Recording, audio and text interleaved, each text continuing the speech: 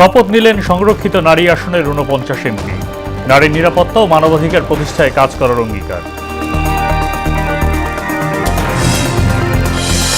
দুর্নীতির সঙ্গে কোনো আপোষ নয়, ডিসি সম্মেলনে প্রধানমন্ত্রী। নির্বাচনী ইশতেহার ও জুলাই সনদ বাস্তবায়নের ঘোষণা। শাপলা চত্বর নিধনযজ্ঞে ঢাকাতেই ৩২ হত্যার প্রমাণ তদন্ত সংস্থার হাতে। ৭ জুনের মধ্যে প্রতিবেদন। দুর্নীতি মামলায় সাবেক আইজিপি বেনজিরের বিচার শুরু। এবং হামে আরও ১০ জনের মৃত্যু, আক্রান্ত ১২৬১।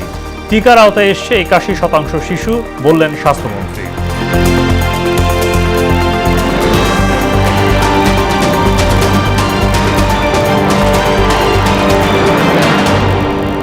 আসসালামু আলাইকুম, মোহনা সংবাদে সবাইকে স্বাগত। এতক্ষণ শুনছিলেন শিরোনাম, পুরো সংবাদের সঙ্গে আছি মোহাম্মদ সাইফুল ইসলাম খান। শপথ নিলেন ত্রয়োদশ জাতীয় সংসদের সংরক্ষিত নারী আসনের ৪৯ জন নবনির্বাচিত সংসদ সদস্য। রবিবার রাত ৯টায় জাতীয় সংসদ ভবনের শপথ কক্ষে নবনির্বাচিত নারী সংসদ সদস্যদের শপথ পড়ানো হয়। শপথ বাক্য পাঠ করান স্পিকার হাফিজ উদ্দিন আহমেদ। আর শপথের মাধ্যমে নারীরা ক্ষমতায়িত হবে বলে উল্লেখ করে চিফ হুইপ নুরুল ইসলাম বলেন, জাতীয় কর্মকাণ্ডে সংরক্ষিত নারী আসনের সদস্যরা ভূমিকা রাখবেন। রাজীব আহমেদের রিপোর্ট। গত ২৯ এপ্রিল ত্রয়োদশ জাতীয় সংসদের সংরক্ষিত নারী আসনের ৪৯ প্রার্থীকে বিজয়ী ঘোষণা করে নির্বাচন কমিশন। এর পরদিন সন্ধ্যায় নির্বাচিতদের নাম উল্লেখ করে গেজেট প্রকাশ করা হয়। গেজেট অনুযায়ী সংরক্ষিত ৪৯টি আসনের মধ্যে বিএনপি থেকে ৩৬ জন নির্বাচিত হয়েছেন। এছাড়া ১১ দলীয় জোট থেকে ১২ জন এবং স্বতন্ত্র থেকে একজন নারী সংসদ সদস্য হয়েছেন। রবিবার রাত ৯টায় জাতীয় সংসদ ভবনের শপথ কক্ষে নবনির্বাচিত নারী সংসদ সদস্যদের শপথ বাক্য পাঠ করান জাতীয় সংসদের স্পিকার হাফিজ উদ্দিন আহমেদ।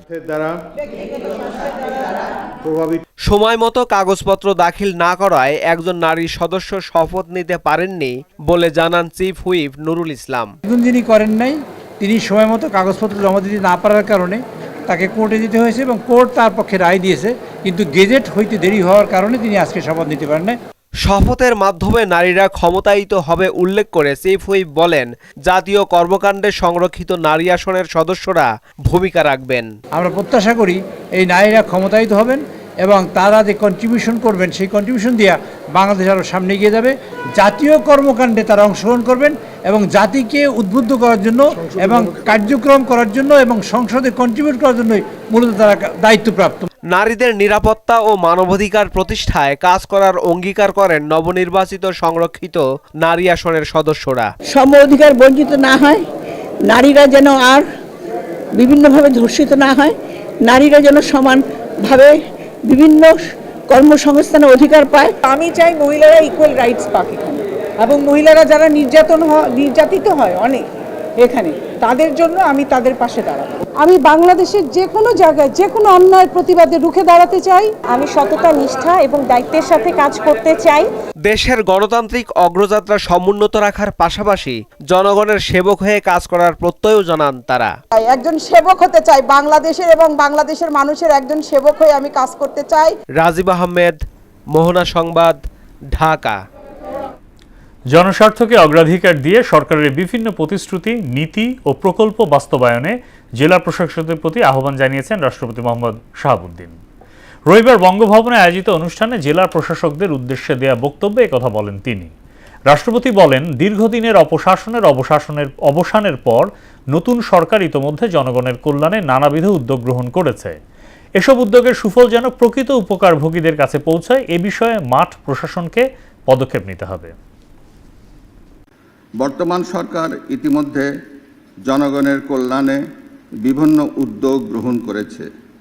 এজন্য আপনাদেরও সরকারের নেওয়া বিভিন্ন প্রতিশ্রুতি, কর্মসূচি, নীতি ও প্রকল্প বাস্তবায়নে সচেষ্ট হতে হবে। জনস্বার্থকে অগ্রাধিকার দিতে হবে। আর এসব উদ্যোগের সুফল যাতে প্রকৃত উপকারভোগীদের কাছে যথাসময়ে পৌঁছে তা নিশ্চিত করাও আপনাদের দায়িত্ব। দেশে পরিবেশ বান্ধব যাতায়াত ব্যবস্থা উৎসাহিত করতে নতুন ইলেকট্রিক বাস ও ট্রাক আমদানিতে বড় ধরনের শুল্ক কর অব্যাহতি দেওয়ার সিদ্ধান্ত নিয়েছে সরকার। এই সিদ্ধান্তের ফলে আগামী 30শে জুন পর্যন্ত কতিপয় শর্ত সাপেক্ষে নামমাত্র কর পরিশোধ করে এসব যানবাহন আমদানি করা যাবে। প্রধানমন্ত্রী তারেক রহমানের সভাপতিত্বে রবিবার সন্ধ্যায় জাতীয় সংসদ ভবনের ক্যাবিনেট কক্ষে অনুষ্ঠিত মন্ত্রিসভা বৈঠকে এই সংক্রান্ত প্রস্তাবের অনুমোদন দেয়া হয়। অভ্যন্তরীণ সম্পদ বিভাগের উত্থাপিত এই প্রস্তাবটি পরিবেশ উন্নয়ন ও আধুনিক পরিবহন ব্যবস্থা গড়ে তোলার লক্ষ্যে অনুমোদন দেওয়া হয়েছে। দুর্নীতির বিরুদ্ধে সরকারের কঠোর অবস্থান তুলে ধরে প্রধানমন্ত্রী তারেক রহমান বললেন, সুশাসনের জন্য প্রয়োজন দক্ষ ব্যবস্থাপনা এবং যোগ্য নেতৃত্ব। এজন্য বর্তমান সরকার দুর্নীতির বিরুদ্ধে কোনো আপোষ করবে না। রোববার সকালে ডিসি সম্মেলনের উদ্বোধন অনুষ্ঠানে এসব কথা বলেন সরকার প্রধান। দেশের স্বার্থে প্রজাতন্ত্রের কর্মকর্তাদের তৃণমূলে কাজ করার মানসিকতা থাকতে হবে উল্লেখ করে নির্বাচনী প্রতিশ্রুতি বাস্তবায়নে প্রশাসনকে ভূমিকা রাখার আহ্বান জানান তিনি। তানজিদ ভুঁইয়ার প্রতিবেদন। জাতীয় সংসদ নির্বাচনে বিএনপি নিরঙ্কুশ সংখ্যাগরিষ্ঠতা পাওয়ার পর এটি প্রথম জেলা প্রশাসক সম্মেলন। 4 দিনের এই সম্মেলনের উদ্বোধন করেন প্রধানমন্ত্রী তারেক রহমান। এ সময় তিনি বলেন, ফ্যাসিস্ট সরকারের রেখে যাওয়া ভঙ্গুর অর্থনীতি, দুর্বল প্রশাসন, আমদানি নির্ভরতা ও অকার্যকর সাংবিধানিক প্রতিষ্ঠান নিয়ে সরকার জনগণের কল্যাণে কাজ করে যাচ্ছে। ফ্যাসিবাদী শাসনামলে দুর্নীতি, লুটপাট রাষ্ট্র এবং জনগণকে ঋণগ্রস্ত করে ফেলেছিল। বিচার বিভাগ, নির্বাচন কমিশন, দুদক সবকিছুই ছিল অকার্যকর। শিক্ষা, স্বাস্থ্য সব সেক্টরই বলা যায় ভঙ্গুর অবস্থা। বর্তমানে যুদ্ধ পরিস্থিতি ও নতুন সরকারের সামনে একটি চ্যালেঞ্জ হয়ে দাঁড়িয়েছে। জনগণের ভোগান্তি না বাড়িয়ে আমরা সকলে মিলে কিভাবে পরিস্থিতির মোকাবেলা করা যায় সেটি হচ্ছে আমাদের চেষ্টা। নির্বাচনী ইশতেহার অনুযায়ী সেচ ব্যবস্থা নিশ্চিতের মাধ্যমে স্থানীয় অর্থনীতি শক্তিশালী করার উপর সরকার জোর দিয়েছে বলেও জানান সরকার প্রধান। জনগণকে যতটুকু সম্ভব সম্পৃক্ত করে সারা দেশে আমাদের যে 20,000 কিলোমিটার খাল খননের পরিকল্পনা রয়েছে আগামী 5 বছর, এই কাজটি আমরা করতে চাইছি। নির্বাচনী ইশতেহার অনুযায়ী জুলাই সনদ সরকার পর্যায়ক্রমে বাস্তবায়ন করবে বলেও জানান তারেক রহমান। নির্বাচনী ইশতেহার এবং জনগণের সামনে স্বাক্ষরিত যে জুলাই সনদ, আমরা সেই সকল কিছুর অর্থাৎ আমাদের ম্যানিফেস্টো এবং জুলাই সনদ, এটার প্রতিটি দফা, প্রতিটি অঙ্গীকার পর্যায়ক্রমে আমরা বাস্তবায়ন করতে চাই। জনবান্ধব রাষ্ট্র গড়তে সুশাসনের উপর জোর দিয়ে দক্ষ ব্যবস্থাপনা আর নেতৃত্বের মাধ্যমে জনপ্রশাসনের দুর্নীতি নির্মূলে কাজ করার আহ্বান জানান প্রধানমন্ত্রী। জনপ্রশাসনকে গণমুখী করা গেলে জনগণ সরকারের কার্যক্রমের সুফল থেকে নিশ্চয়ই বঞ্চিত হবে না। রাজনৈতিক নেতৃত্বের পাশাপাশি সরকারের যাবতীয় গণমুখী উদ্যোগ বাস্তবায়নের জন্য সরকার জনপ্রশাসনের উপরে নির্ভরশীল। বিভিন্ন সেক্টর চিহ্নিত করে সরকার দেশে বিদেশে কর্মসংস্থানের সৃষ্টির জন্য উদ্যোগ গ্রহণ করেছে। জাতীয় ঐক্যের আহ্বান জানিয়ে কর্মকর্তাদের স্থানীয়ভাবে সামাজিক কর্মকাণ্ডে সম্পৃক্ত হওয়ার তাগিদও দেন তিনি। জাতীয় ঐক্যই হচ্ছে আমাদের সবচেয়ে বড় শক্তি। আমাদের মধ্যে মতভেদ থাকতে পারে, মতভেদ থাকাটাই আমাদের মধ্যে স্বাভাবিক, কিন্তু দেশের স্বার্থে আমি ব্যক্তিগতভাবে একজন রাজনৈতিক কর্মী হিসাবে দেশের স্বার্থে আমি বিশ্বাস করি সবার আগে বাংলাদেশ। তানজিদ ভুঁইয়া, মোহনা সংবাদ, ঢাকা। বিএনপি সংস্কার বাস্তবায়নে গড়িমসি করছে বলে অভিযোগ করেছেন এনসিপির সদস্য সচিব আক্তার হোসেন। রোববার দুপুরে ডিপ্লোমা ইঞ্জিনিয়ার্স ইনস্টিটিউটে আয়োজিত জাতীয় কনভেনশনে কথা বলেন তিনি। কর কাঠামোর অটোমেশন এবং জ্বালানি আমদানিতে ব্যক্তি স্বার্থ পরিহার করতে সরকারের প্রতি আহ্বানও জানান দলটির শীর্ষ নেতারা। মফিউর রহমানের রিপোর্ট। আমাদের প্রধানমন্ত্রী, আমাদের মন্ত্রীদের হাত পা বাঁধা হয়ে যেত। কাকরাইলের ডিপ্লোমা ইঞ্জিনিয়ার্স ইনস্টিটিউটে জ্বালানি, অর্থনীতি, সংস্কার ও গণভোট নিয়ে জাতীয় কনভেনশনের আয়োজন করে এনসিপি। অনুষ্ঠানে দলটির শীর্ষ নেতারা বলেন, জ্বালানি আমদানি নিয়ে সরকারের অনেক আমলা বিভিন্ন কোম্পানির এজেন্ট হিসেবে কাজ করছে, যা কখনোই কাম্য নয়। যোগ্য নেতৃত্বের মাধ্যমে বিএনপি সরকার দেশকে একটি ভালো জায়গায় নিয়ে যাবে বলেও প্রত্যাশা জানান তারা। অনেক আমলাও আছে, তারা সরকারি চাকরির এই ট্যাগটাকে ব্যবহার করে বেসিক্যালি বিভিন্ন কোম্পানির পারপাস সার্ভ করে এবং গভর্নমেন্টের পলিসিতে তারা তাদের ব্যক্তিগত এজেন্ডাকে পেনিট্রেট করার চেষ্টা করে। বিএনপি সরকার কিংবা বর্তমান সরকার, আমরা তাদেরকে চাই তারা তাদের জায়গা থেকে যেন আমাদের কাঙ্ক্ষিত বাংলাদেশ গড়ার নেতৃত্বটা, যার সবচেয়ে ক্রুশিয়াল সময় আগামী 5 বছর, তারা যেহেতু সরকারে আছে, তারা যেন এই নেতৃত্বটা নেয়, নেতৃত্বটা দেয়। আর এনসিপি সদস্য সচিব আক্তার হোসেন বলেন, সংস্কার বাস্তবায়নে গড়িমসি করছে বিএনপি। ক্ষমতার বাহানায় বিএনপি সরকার আর সংস্কার করতে চায় না, তারা ক্ষমতাকে নিরঙ্কুশভাবে উপভোগ করতে চায়। কিন্তু নির্বাচনের মধ্য দিয়ে নির্বাচিত প্রতিনিধিত্বের উপরে যে দায়িত্ব অর্পিত হয়, সেটাকে ক্ষমতার দৃষ্টিতে দেখার যে মানসিকতা, সেখান থেকে তারা এখনো বের হয়ে আসতে পারেননি। সাংবিধানিক প্রতিষ্ঠানগুলোতে নিরপেক্ষ বোর্ডের মাধ্যমে নিয়োগ প্রক্রিয়া সম্পন্নের আহ্বানও জানান তিনি। মানবাধিকার কমিশন, দুদক বা গুম, এই বিষয়ে যে অধ্যাদেশগুলো আছে। মফিউর রহমান, মোহনা সংবাদ, ঢাকা। 2013 সালে শাপলা চত্বরে হেফাজতের সমাবেশে হত্যাযজ্ঞের প্রমাণ পেয়েছে আন্তর্জাতিক অপরাধ ট্রাইব্যুনালের প্রসিকিউশন টিম। এ নিয়ে 7 জুনের মধ্যে তদন্ত প্রতিবেদন দাখিল করা হবে। এদিকে রাজধানীর মোহাম্মদপুরে ছাত্রদল কর্মী আশিককে হত্যা চেষ্টা মামলায় শেখ হাসিনা সহ 40 জনের বিরুদ্ধে চার্জশিট জমা দিয়েছে পুলিশ। অন্যদিকে দুর্নীতির মামলায় পুলিশের সাবেক আইজি বেনজির আহমেদের বিরুদ্ধে অভিযোগ গঠন করে 13ই মে সাক্ষ্য গ্রহণের দিন ধার্য করেছে আদালত। বাকিটা জানাচ্ছেন মুদাসসির আলী। 2013 সালের 5 ও 6 মে 13 দাবিতে মতিঝিলের শাপলা চত্বরে হেফাজতে ইসলামের সমাবেশ বন্ধে ব্যাপক দমনপীড়ন চালায় তৎকালীন শেখ হাসিনার সরকার। এতে বহু লোক নিহতও হয়। ঘটনার 1 যুগ পর এ বিষয়ে এবার প্রমাণ পাওয়ার কথা জানিয়েছে আন্তর্জাতিক অপরাধ ট্রাইব্যুনালের প্রসিকিউশন টিম। এ ঘটনায় শুধু ঢাকাতেই 32 জন নিহত হয় বলে জানায় প্রসিকিউশন। পাশাপাশি দেশের বিভিন্ন প্রান্ত থেকে সমাবেশে আসা মানুষের ওপর চালানো দমনপীড়নেও প্রাণহানি ঘটে থাকতে পারে বলে আশঙ্কা প্রসিকিউশনের। 7 জুন এ মামলার তদন্ত প্রতিবেদন দাখিলের দিন ধার্য রয়েছে। এদিকে জুলাই গণ অভ্যুত্থানে রাজধানীর মোহাম্মদপুরে ছাত্রদল কর্মী আশিক গুলিবিদ্ধ হওয়ার ঘটনায় দায়ের করা হত্যা চেষ্টা মামলায় পলাতক শেখ হাসিনা, ওবায়দুল কাদের, আসাদুজ্জামান খান কামাল সহ 40 জনের বিরুদ্ধে চার্জশিট দিয়েছে পুলিশ। তবে অভিযোগে সংশ্লিষ্টতা না পাওয়ায় 127 জনকে মামলা থেকে অব্যাহতি দেওয়ার সুপারিশ করেছেন তদন্ত কর্মকর্তা মোহাম্মদপুর থানার এসআই ফেরদৌস জামান।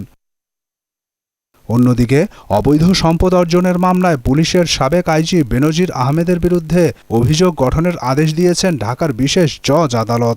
আগামী 13ই মে সাক্ষ্য গ্রহণের দিন ধার্য করা হয়েছে। মুদাসসির আলী, মোহনা সংবাদ, ঢাকা।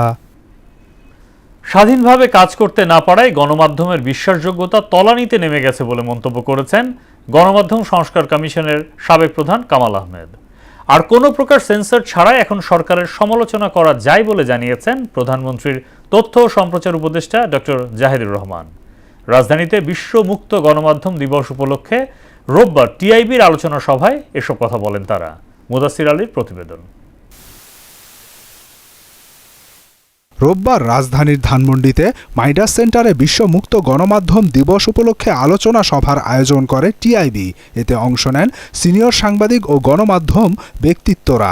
সভায় উঠে আসে গণমাধ্যমের সংকট, সীমাবদ্ধতা আর সমাধানের পথ। সততা যে মানে স্বচ্ছতা দরকার ছিল, নানা কারণে সংবাদ মাধ্যমগুলো সেগুলো বজায় রাখতে পারেনি। প্রেস ফ্রিডম ডিক্লাইন করে ওই কান্ট্রির জিডিপি 1 থেকে 2% অটোমেটিক্যালি ফল করে। মালিকের স্বার্থে খণ্ডিত সত্য প্রকাশ করলে গণমাধ্যমের স্বাধীনতা নিশ্চিত হবে না বলে মন্তব্য করেন গণমাধ্যম সংস্কার কমিশনের সাবেক প্রধান কামাল আহমেদ। মালিক প্রতিষ্ঠানের সংবাদ মাধ্যমে দেখা গেছে খবর পার্লামেন্টে প্রধানমন্ত্রী প্রশ্নের উত্তরে জানিয়েছেন যে কাদের বিরুদ্ধে দেশ থেকে অর্থ পাচারের অভিযোগ তদন্ত হচ্ছে। কিছু কিছু সংবাদ মাধ্যম তাদের মালিকদের কারণেই সেই তালিকা প্রকাশ করেন। সম্পাদকরা ওখানে কিন্তু আছেন, কিন্তু সম্পাদকরা স্বাধীনভাবে সিদ্ধান্ত নিয়ে তার পেশাগত দায়িত্ব পালন করতে পারেননি।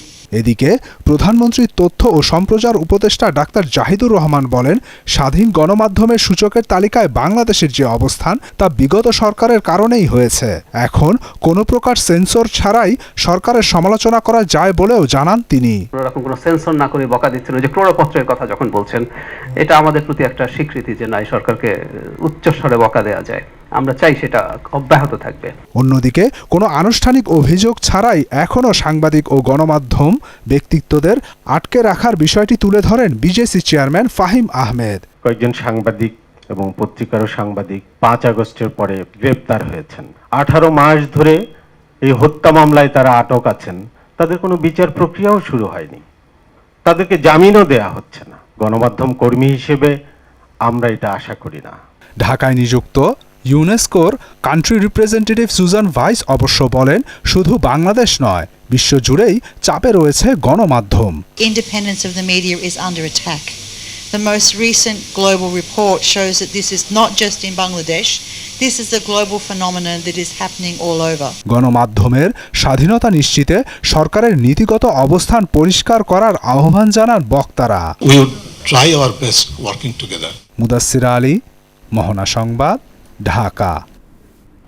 বিগত কয়েকটি সরকারের আমলে গণমাধ্যমকে শত্রু হিসাবে চিহ্নিত করা হয়েছে বলে মন্তব্য করেছেন তথ্য ও সম্প্রচার মন্ত্রী জহিরুদ্দিন স্বপন। রোববার সকালে বিশ্ব মুক্ত গণমাধ্যম দিবসের আলোচনায় এমন মন্তব্য করেন তিনি। বলেন, স্বাধীন ও দায়িত্বশীল সংবাদ কাঠামো তৈরিতে একটি শক্তিশালী গণমাধ্যম কমিশন গঠনের প্রক্রিয়া শুরু হবে। বিস্তারিত বিজন কুমারের রিপোর্টে। প্রতি বছরের ন্যায় এবারেও বিশ্ব মুক্ত গণমাধ্যম দিবসের আয়োজন করে তথ্য ও সম্প্রচার মন্ত্রণালয়। দিবসটি উদযাপনে রাজধানীর তথ্য ভবন মিলনায়তনে এক আলোচনা সভার আয়োজন করা হয়। এতে তথ্য ও সম্প্রচার মন্ত্রী জহিরুদ্দিন স্বপন বলেন, মুক্ত গণমাধ্যম ছাড়া গণতান্ত্রিক সমাজ গঠন সম্ভব নয়। কোনো সরকার গণমাধ্যম মুক্ত করার কাজ করেনি, বরং শত্রু হিসেবে চিহ্নিত করেছে বলে অভিযোগ করেন তিনি। মহান স্বাধীনতা যুদ্ধের সময় আমাদের দেশের প্রতিশ্রুতি ছিল আমরা একটা গণতান্ত্রিক সমাজ গড়ব, এবং কোনো গণতান্ত্রিক সমাজই মুক্ত গণমাধ্যম ছাড়া তৈরি হতে পারে না। অনেক সরকারের আমলেই গণমাধ্যমকে শত্রু হিসাবেই চিহ্নিত করা হয়েছে। বলেন, কৃত্রিম বুদ্ধিমত্তা ব্যবহার করে অপতথ্য ছড়ানোর বিরুদ্ধে মোকাবেলা করা চ্যালেঞ্জিং। সেজন্য বৈশ্বিক প্ল্যাটফর্ম গড়ে তোলার ওপর গুরুত্ব দিতে হবে বলে জানান মন্ত্রী। সোশ্যাল মিডিয়াতে যে ধরনের অপতথ্য বা মিসইনফরমেশনের যে বিকৃত তথ্যের যে ছড়াছড়ি এবং তার যে ক্ষমতা প্রমাণ হয়ে গেছে যে পৃথিবীর কোনো রাষ্ট্রের আর সেই ক্ষমতা নাই। ডিজিটাল স্পেসের এই যুগে যেভাবে এটা শুরু হয়েছে, তাতে এরকম আবার একটা গ্লোবাল ফোরাম দরকার। সাংবাদিকদের পেশাগত নিরাপত্তা ও আইনি সুরক্ষা প্রদানের আশ্বাস দেন তিনি। বলেন, নীতিগতভাবে সকল সাংবাদিককে আইনি নিরাপত্তার নিশ্চয়তা দেবে সরকার। পাশাপাশি দায়িত্বশীল গণমাধ্যম কাঠামো তৈরিতে গণমাধ্যম কমিশন গঠনের প্রক্রিয়া শুরুর কথাও জানান তিনি। মাধ্যমকে সাক্ষী রেখে এই পবিত্র দিনে আমি প্রতিশ্রুতি দিতে চাই, নীতিগতভাবে সমস্ত ধরনের সাংবাদিকদেরকে আইনের আওতায় যতটা সম্ভব তাকে পেশাগত সহযোগিতা দেওয়া হবে। আলোচনা সভায় আরো বক্তব্য রাখেন নোয়াবের সভাপতি মতিউর রহমান চৌধুরী, অ্যাডকোর মহাসচিব আব্দুস সালাম, বিএফইউজের মহাসচিব কাদের গনি চৌধুরী সহ আরো অনেকে। সবাই সাংবাদিক, সবকিছু আমরা লিখছি, আমরা কোথাও দাড়ি কমা সেমিকোলন মানছি না। গণমাধ্যমের উপর যে করায়ত্ত, এর জন্য কিন্তু দায়ী সাংবাদিকরা এবং সাংবাদিক নেতারা। বিজন কুমার, মোহনা সংবাদ, ঢাকা। 24 ঘন্টায় সারা দেশে হাম-এর উপসর্গ নিয়ে 10 শিশুর মৃত্যু হয়েছে। ওই সময় নতুন করে 1261 শিশু হাসপাতালে ভর্তি হয়। 15 মার্চ থেকে হামের উপসর্গে দেশে 244 শিশুর মৃত্যুর তথ্য নিশ্চিত করেছে স্বাস্থ্য অধিদপ্তর। চলতি বছরের 15 মার্চ থেকে হামের উপসর্গ দেখা দেয় 40,491 শিশুর মধ্যে। এ সময় হাসপাতালে ভর্তি হয়েছে 27,816 শিশু। এদের মধ্যে সুস্থ হয়ে বাড়ি ফিরেছে 24,090 শিশু। লক্ষ্যমাত্রার 81% শিশু হাম টিকার আওতায় এসেছে বলে জানিয়েছেন স্বাস্থ্যমন্ত্রী সরদার মোহাম্মদ সাখাওয়াত হোসেন বকুল। তিনি বলেন, টিকার যথেষ্ট মজুদ আছে। রোববার বিকেলে রাজধানীর ওসমানী স্মৃতি মিলনায়তনে জেলা প্রশাসক সম্মেলনের দ্বিতীয় অধিবেশন শেষে ব্রিফিংয়ে মন্ত্রী এসব কথা বলেন। ভ্যাকসিন এটার যাতে ঘাটতি না হয়, সবসময় স্টকটা তুলে খেয়াল রাখা, এটাকে আরও দৃষ্টি রাখা যাতে এক্সট্রা জনতন্ত্রের রুগী যেন ফেরত না যায়। আমাদের ভ্যাকসিন দেওয়া সেইটারও প্রত্যেকটা ক্যাম্পের প্রতি যেন ওনারা দৃষ্টি রাখেন, এই ব্যাপারে আমরা সহযোগিতা চেয়েছি। গেল 2 দিনে রাজধানীতে অভিযান চালিয়ে 58 জন তালিকাভুক্ত সহ 94 চাঁদাবাজকে গ্রেফতার করেছে পুলিশ। রোববার দুপুরে মিডিয়া সেন্টারে এক ব্রিফিংয়ে ডিএমপির ভারপ্রাপ্ত কমিশনার মোহাম্মদ সারোয়ার বলেন, তদবিরেও কাউকে ছাড়া হবে না। সন্ত্রাসী নেটওয়ার্ক ধ্বংসে আইনশৃঙ্খলা বাহিনী সমন্বিতভাবে কাজ করছে বলেও জানান তিনি। এমদাদুল হক খানের প্রতিবেদন। গেল 2 দিন বিশেষ অভিযান চালিয়ে 58 জন তালিকাভুক্ত সহ 94 জন চাঁদাবাজকে গ্রেপ্তার করে পুলিশ। এ বিষয়ে বিস্তারিত তুলে ধরতেই মিডিয়া সেন্টারে সংবাদ সম্মেলন আয়োজন করে ডিএমপি। থানা পুলিশ, ডিবি এবং সিডিসি টিম বিভিন্ন এলাকায় অভিযান চালিয়ে 58 জন তালিকাভুক্ত চাঁদাবাজ এবং 94 জন তাদের সহযোগী চাঁদাবাজকে গ্রেপ্তার করা হয়েছে। ডিএমপি কমিশনার মোহাম্মদ সারোয়ার বলেন, অপরাধীদের ছাড়াতে কেউ তদবির করলে ধরে নেওয়া হবে সেও চক্রের সঙ্গে জড়িত। চাঁদাবাজ সহ বিভিন্ন অপরাধীদের ছাড়ানোর জন্য যদি কেউ তদবির করে কোনো ক্রমেই কোনো তদবির গ্রহণ করা হবে না। ধরে নেওয়া হবে যারা তদবির করবে অপরাধীদের বিরুদ্ধে ছাড়ানোর জন্য, আমরা মনে করব যে তারাও অপরাধী চক্রের সাথে জড়িত। অপরাধ প্রবণ এলাকা চিহ্নিত করে অভিযান পরিচালনা করা হচ্ছে জানিয়ে তিনি বলেন, অনলাইন প্রতারণায় জড়িতদেরও ছাড় দেয়া হবে না। অনলাইন জুয়া, প্রতারণা এবং সংগঠিত অপরাধে প্রযুক্তিভিত্তিক তদন্ত জোরদার করা হয়েছে। অপরাধ প্রবণ নতুন নতুন এলাকা চিহ্নিত করে পর্যায়ক্রমে আরও পুলিশ ক্যাম্প স্থাপন করা হবে। ডিএমপি কমিশনার জানান, সন্ত্রাসী নেটওয়ার্ক ধ্বংসে কাজ করছে সমন্বিত বাহিনী। চিহ্নিত এলাকাগুলোতে ব্লক রেড অভিযানের মাধ্যমে অপরাধীদের পালানোর পথ বন্ধ করা হচ্ছে। চিহ্নিত অপরাধপ্রবণ এলাকায় বিশেষ অভিযান এবং গোয়েন্দার নজরদারি ও সিসিটিভি ফুটেজ পর্যবেক্ষণের মাধ্যমে অপরাধীদের পালানোর পথ বন্ধ করা হচ্ছে। হকারদের আইডি কার্ড প্রদান ও ফুটপাতের সীমানা নির্ধারণে সিটি কর্পোরেশনের উদ্যোগ তুলে ধরে ডিএমপির এই শীর্ষ কর্তা বলেন, এতে করে চাঁদাবাজির সুযোগ বন্ধ হবে। যারা ফুটপাতে হকার তাদেরকে 2 সিটি কর্পোরেশন নির্দিষ্ট আইডি কার্ড দিয়ে দিবে, নির্দিষ্ট জায়গা করে দিছে, এয়ারমার্ক করে দিছে 3 ফিট বাই 4 ফিট, আপনারা দেখছেন মার্কিং, তার মাধ্যমে বসবে। ওখান থেকে চাঁদাবাজি করার সুযোগও নেই। এমদাদুল হক খান, মোহনা সংবাদ, ঢাকা।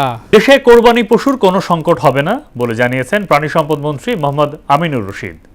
উল্টো 22 লক্ষাধিক পশু উদ্বৃত্ত থাকবে। রোববার সচিবালয়ে সংবাদ সম্মেলনে এসব কথা বলেন তিনি। এবছর সীমান্ত দিয়ে অবৈধভাবে কোরবানির পশু প্রবেশ এবং চাঁদাবাজি ঠেকাতে কঠোর নজরদারি করা হবে বলেও জানান মন্ত্রী। শামীমুজ্জামান চৌধুরীর রিপোর্ট। চলতি মাসে উদযাপিত হবে পবিত্র ঈদুল আজহা। এই ঈদ ঘিরে অবৈধ উপায়ে ভারত থেকে পশু প্রবেশ, কৃত্রিম সংকট সহ থাকে নানা আলোচনা। সচিবালয়ে কোরবানির পশুর চাহিদা সরবরাহ এবং পরিবহন নিশ্চিতকরণ বিষয়ে সংবাদ সম্মেলন করেন মৎস্য ও প্রাণী সম্পদ মন্ত্রী। জানান, এবছর কোরবানিযোগ্য গবাদি পশুর সংখ্যা 1,33,33,840টি। বিপরীতে চাহিদা ধরা হয়েছে 1,01,06,334টি।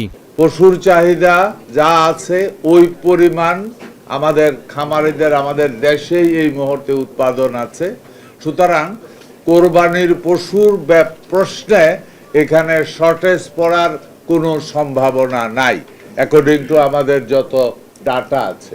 সীমান্ত দিয়ে অবৈধভাবে কোরবানির পশুর প্রবেশ ঠেকাতে সরকারের কঠোর নজরদারি থাকবে জানিয়ে প্রাণী সম্পদ মন্ত্রী বলেন, ট্রাকে চাঁদাবাজি বন্ধে কঠোর পদক্ষেপ নেওয়া হবে। আমরা এমন পন্থা অবলম্বন করব যাতে করে অন্য দেশ থেকে গরু এসে আমাদের কৃষকের ক্ষতিগ্রস্ত না করতে পারে। বিশেষ করে একটা সিদ্ধান্ত আপনারা জেনে খুশি হবেন, বর্ডার সাইডে অনেক সময় কিছু বাজার বসে, একেবারে বর্ডারে। আমরা আজকে মোটামুটি একটা সিদ্ধান্ত নিয়েছি, ওই বর্ডার সাইডের ওই বাজারগুলি আগামী দিনে ডাক দেওয়া হবে না। এবার রাজধানীতে 27টি পশুর হাট বসানো হবে বলেও জানান তিনি। ঢাকা উত্তর সিটি কর্পোরেশনে 16টা এবং দক্ষিণ সিটি কর্পোরেশনে 11টি হাট, সর্বমোট 27টি হাট ইজরার জন্য রেডি করা হয়েছে। শামীমুজ্জামান চৌধুরী, মোহনা সংবাদ, ঢাকা। সরকারের সিদ্ধান্ত অনুযায়ী কিশোরগঞ্জ জেলায় আনুষ্ঠানিকভাবে শুরু হয়েছে বোরো ধান চাল সংগ্রহ কার্যক্রম। রোববার দুপুরে অষ্টগ্রাম উপজেলা কার্যালয়ে এই কার্যক্রমের উদ্বোধন করা হয়। চলতি মৌসুমে কিশোরগঞ্জ জেলায় মোট 18,330 মেট্রিক টন ধান সংগ্রহের লক্ষ্যমাত্রা নির্ধারণ করা হয়েছে। এর মধ্যে শুধু অষ্টগ্রাম উপজেলায় সংগ্রহ করা হবে 2,570 মেট্রিক টন ধান। এ সংগ্রহ কার্যক্রম চলবে 31শে অগস্ট পর্যন্ত। অষ্টগ্রাম উপজেলায় 2,570 মেট্রিক টন ধান সংগ্রহের লক্ষ্যমাত্রা পেয়েছি। আমরা আশা করছি নির্ধারিত সময়ের মধ্যেই আমাদের সম্পূর্ণ লক্ষ্যমাত্রা অর্জনে সক্ষম হব। মানবিক মূল্যবোধ সম্পন্ন মানুষ হিসাবে গড়ে উঠে চিকিৎসা সেবায় আত্মনিয়োগ করতে নবীন মেডিকেল শিক্ষার্থীদের প্রতি আহ্বান জানিয়েছেন সংসদ সদস্য ও বিএনপির স্থায়ী কমিটির সদস্য ডক্টর আব্দুল মঈন খান। রোববার দুপুরে গাজীপুরের টঙ্গীতে ইন্টারন্যাশনাল মেডিকেল কলেজের ২৭তম ব্যাচের নবীনবরণ অনুষ্ঠানে তিনি আহ্বান জানান। প্রতিষ্ঠানটিতে এবছর দেশি বিদেশি ১৩০ জন শিক্ষার্থী ভর্তি হয়েছে। পরে নবীন শিক্ষার্থীদের ফুল দিয়ে বরণ করা হয়। কলেজের অধ্যক্ষ অধ্যাপক এম ইকবাল হোসেন চৌধুরীর সভাপতিত্বে বিশেষ অতিথি হিসেবে উপস্থিত ছিলেন বিএনপির নির্বাহী কমিটির সদস্য শামীম আহমেদ ও প্রতিষ্ঠানটির গভর্নিং বডির চেয়ারম্যান এম এ মুবিন খান। শেষ করব মোহনা সংবাদ, যাবার আগে শিরোনামগুলো আরও একবার।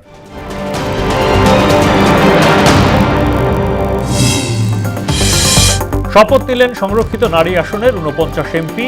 নারীর নিরাপত্তা ও মানবাধিকার প্রতিষ্ঠায় কাজ করার অঙ্গীকার।